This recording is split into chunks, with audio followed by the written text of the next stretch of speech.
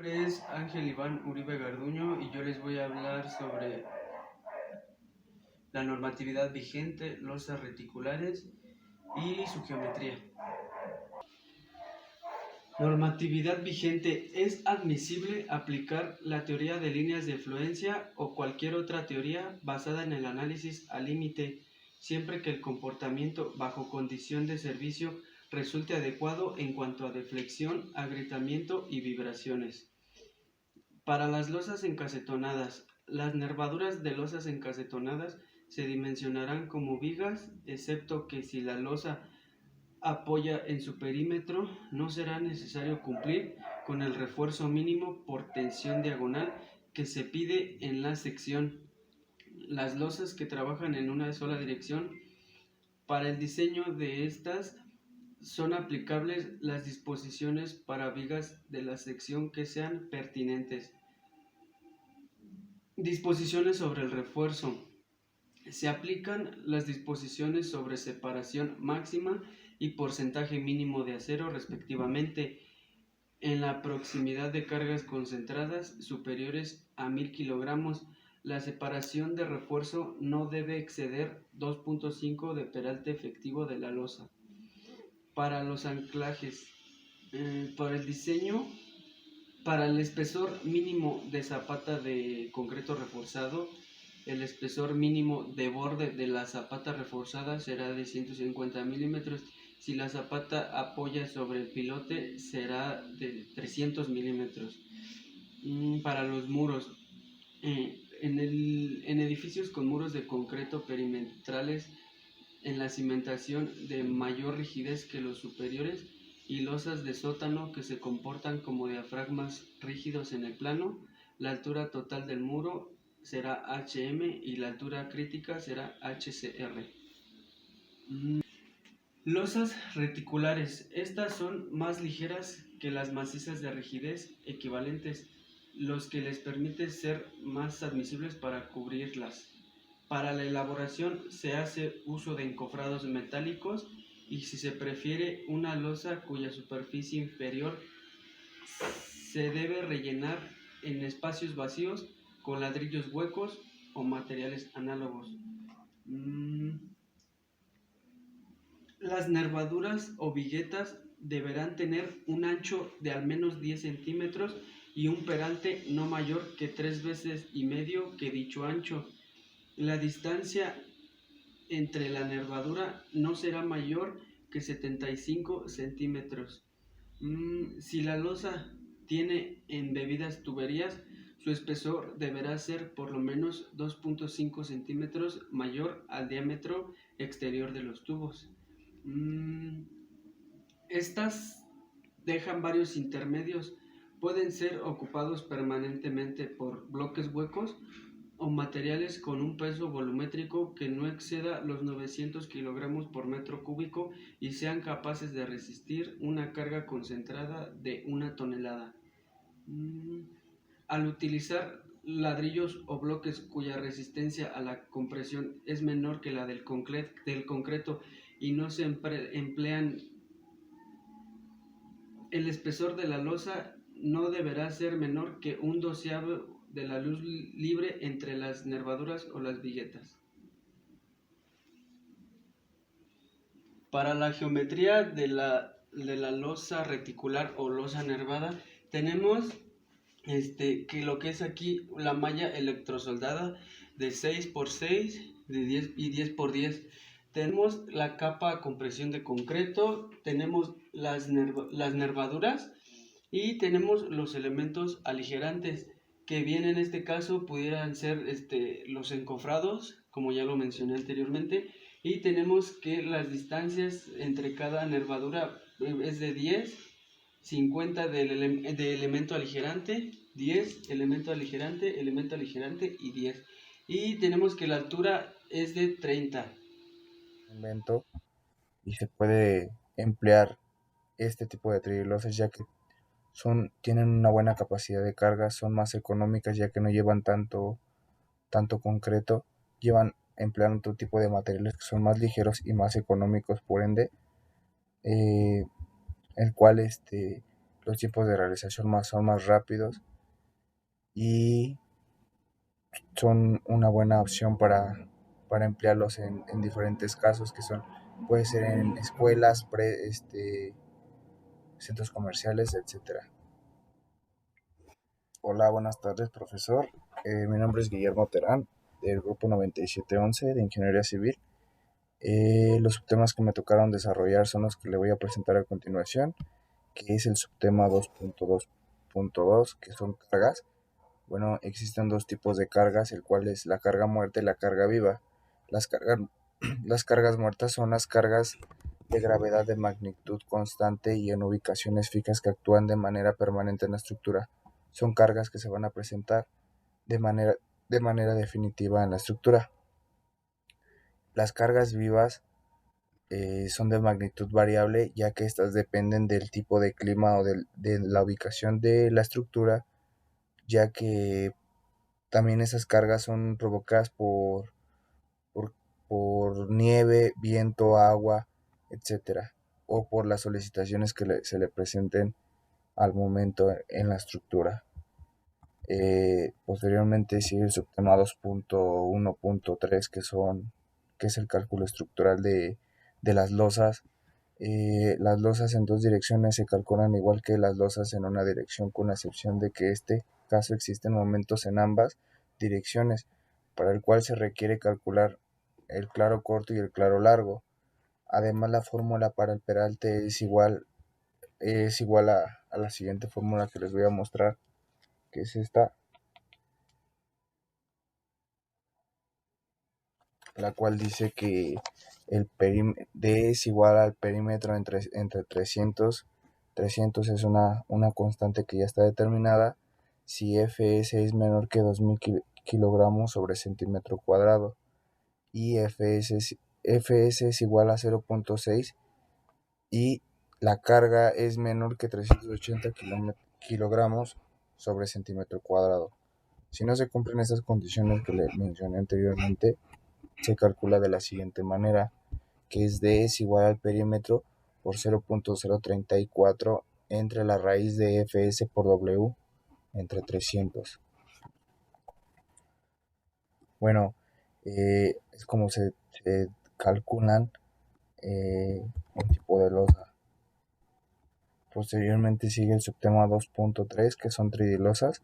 Las tridilosas son un sistema que consta de una estructura tridimensional altamente ligera y de tablero mixto, combinando la zona comprimida de concreto con la zona tradicional de acero.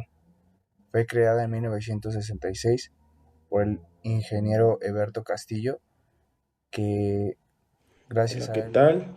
Buenas tardes, mi nombre es Jonathan Ami Flores Bustamante, del 9711, y los temas a exponer o a desarrollar son los siguientes.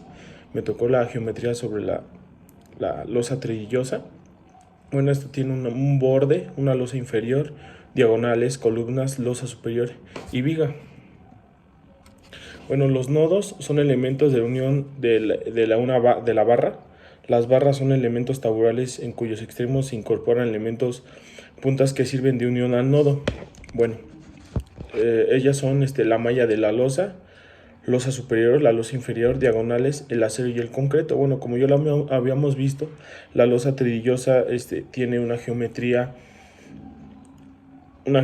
muy a simple vista, que lo podemos observar en estacionamientos, en centros comerciales, ya que la losa es más práctica y más rápida de ejecutar a estar haciendo una cimbra, y ya que el proceso es más largo y más costoso por los equipos y lo que lleva.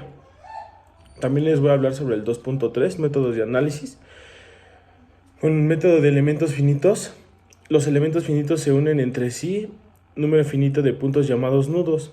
Los desplazamientos de los nudos son las incógnitas básicas del problema y estos determinan inivocamente la configuración deformada de la estructura.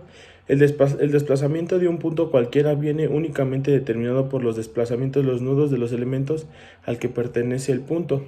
Bueno, las funciones de interpolación y los desplazamientos nodales definen unívocamente el estado de deformación unitarias en el interior del elemento.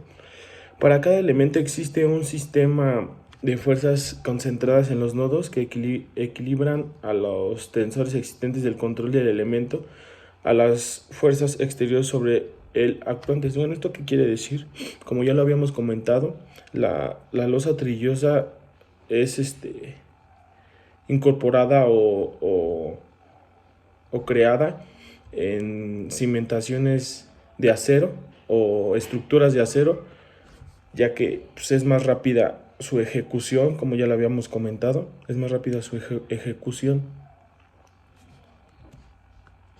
También el método matricial, la matriz de funciones de interpolación n tiene tantas filas como desplazamientos, tenga el punto P y tantas columnas como nodos del elemento. Las funciones de interpolación son habitualmente polinomios que deben definirse empleando las deformaciones nodales del elemento.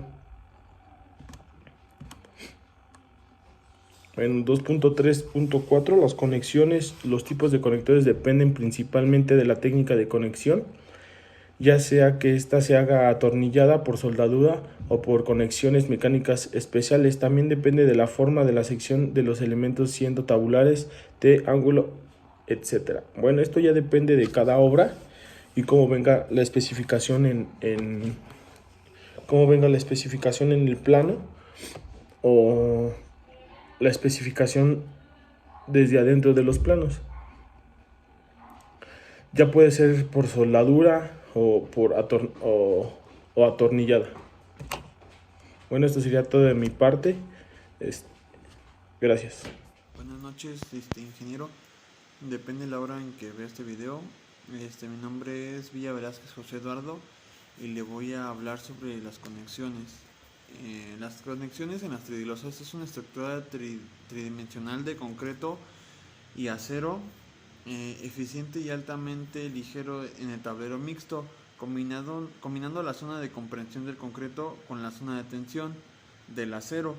Se compone de elementos tubulares soldados y atornillados en planos o nodos de la conexión.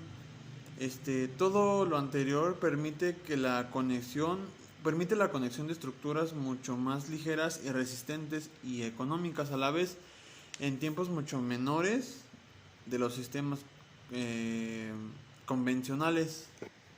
Y estas características permiten su utilización para soluciones especialmente tales como los puentes, hangares, etcétera, o entre otros. Y bueno, ahora les voy a hablar sobre lo que son los esfuerzos. Los esfuerzos, cuando un esfuerzo en el extremo o en el centro es demasiado tanto para el conjunto de concreto y la lámina, pues estas no resisten al esfuerzo y se recomienda utilizar acero de refuerzo, para que el sistema de losa acero funcione correctamente sobre el perfil metálico. Y una vez haciendo todo esto, para verificar la resistencia última de estos elementos sometidos a la flexión, se consideran los siguientes límites, el cual es el pandeo local, el pandeo del alma, el pandeo torsional y la falla de deformación. Bueno, ahora les voy a hablar sobre lo que es la losa acero. La losa acero es un sistema de entrepiso metálico que asegura una solidez máxima en una variedad de proyectos, en la capacidad de aportarle un sistema estructural excelente que ofrece una gran seguridad contra efectos naturales como son los sismos, puesto que el diseño está y actúa en forma conjunta con la estructura, por lo que proporciona mayor seguridad a esta. Bueno, pues yo les voy a hablar sobre el siguiente tema, que es diseño y revisión de elementos a flexión. Y pues bueno, se tienen que determinar varios factores, varios momentos, pues sí, más que nada los valores de varias variables, por así decirlo. Bueno, primero que nada sería definir el esfuerzo de fluencia del acero, vendría siendo el FY, así como determinar el valor de los esfuerzos residuales del acero. ¿Esto cómo se va a hacer? de 70 megapascales, si es igual a 70 megapascales, va a ser para perfiles laminados y en caliente. Y si tenemos un igual de 115 megapascales, es para perfiles soldados. También se va a terminar el valor del módulo de elástico de la sección SX. Obviamente pues son fórmulas y también nos los dan en unas tablas. Y también calcular el valor de MR del momento de la viga. Se determina también el valor de momento plástico. Esto para, pues, más que nada, como su nombre lo dice, para no tener problemas después. También el calcular el valor de lambda. Es en base a una tabla que nosotros, nos arroja varios valores. A ver si ahorita más adelante la explico. También calcular el valor de FRC. Esto igual nos va a hacer de gran ayuda para la revisión del elemento. Así también, debido a eso, pues se va a poder calcular la inercia en la dirección del eje fuerte en la sección, así como el eje débil y el área de la sección transversal. Determinamos un valor que es MNR de acuerdo con en base al pandeo local del patín, y también MNA igual con pandeo local, pero ahora va a ser en el alma. También se establecen valores del momento máximo con base del análisis estructural para el momento bajo consideración. También la hipótesis de carga crítica. También se calcula el valor del coeficiente CB, así igual como el de la constante torsional de la sección transversal en J. Se calcula también el coeficiente elástico de SX, también el valor de LP, LR, MN, y determinar el valor del ángulo en el momento como el mínimo.